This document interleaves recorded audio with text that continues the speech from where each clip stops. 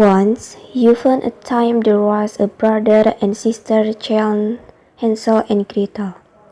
They lived with their father and stepmother in a tiny cottage at the edge of the whole forest. Their father was a woodcutter and he was very, very poor.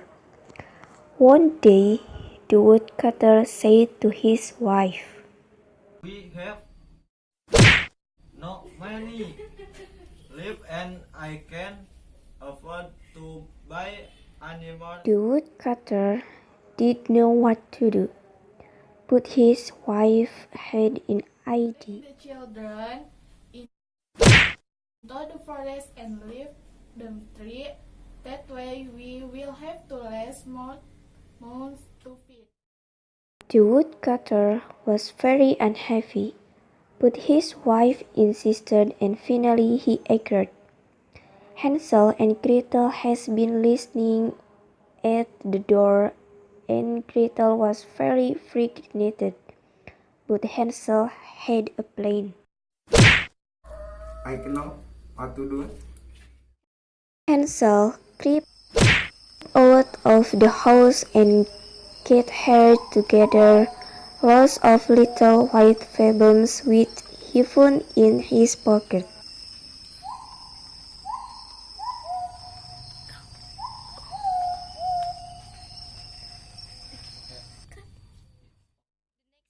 The next day, the woodcutter and his wife took Hansel and Gretel into the forest. As they walked, Hansel dropped the pebbles one to the path. After a while they come to a clearing and the woodcutter to the children to why. We are going to collect some wood.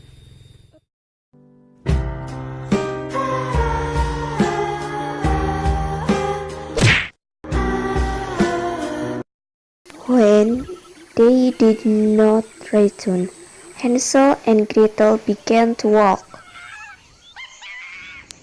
They could see the little white pebbles gleaming in the moonlight, and they followed them all the way home. Their father was overjoyed to see them and hugged the boat, but their stepmother was very angry. You must take the march deeper into the forest. I will not. Yes, you will.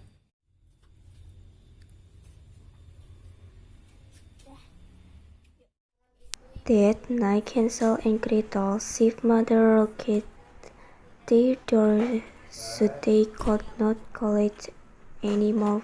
The next day the woodcutter took them deeper into the forest. In Hansel's pocket was a small piece of bread. He crumbled up the bread and as they walked they dropped a trail of crumbs. Then the woodcutter returned home, leaving Hansel and Gretel once again. The moon began to shine, but the crumbs had all gone. What could they do? Hansel and Gretel wandered farther into the forest. They were very tired and very hungry. They walked and walked. Then, just as they thought they could walk no more, they saw a very strong house. The windows and the roof, the chimney, the door, and even the walls were all made from sweet and chicks. The children could believe they ate. Hansel broke off a little piece of the wall and put into his mouth. Jingle bird. Coklat. Come in my dress. Which invited the children in for some tea. But as soon as they stepped inside the house, the nasty witch grabbed Hansel. She put him inside a jug and locked him in. Then she gave him lots of food to feed him off. I'm going to eat you. The witch gave Gretel a broom and told her to do the housework. Let me feel your finger.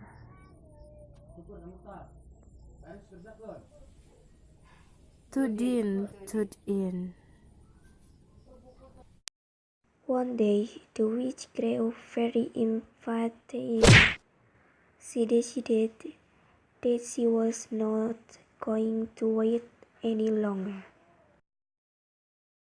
The witch told Gretel that she was going to cook Hansel in her fire. Gretel looked at her and asked her where the fire was. The witch led Gretel to the oven and opened the door. I can feel the fire.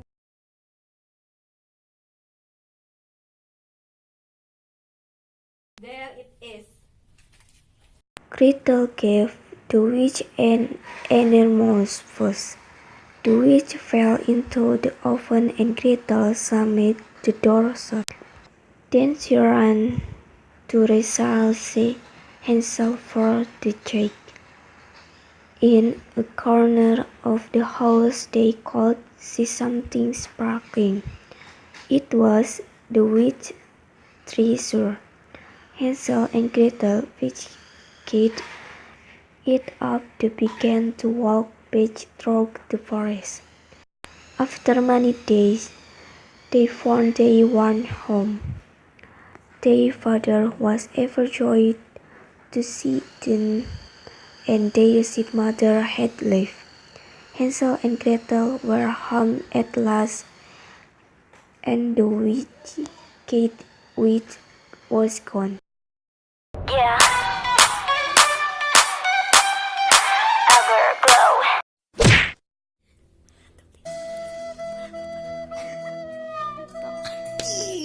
Masuk.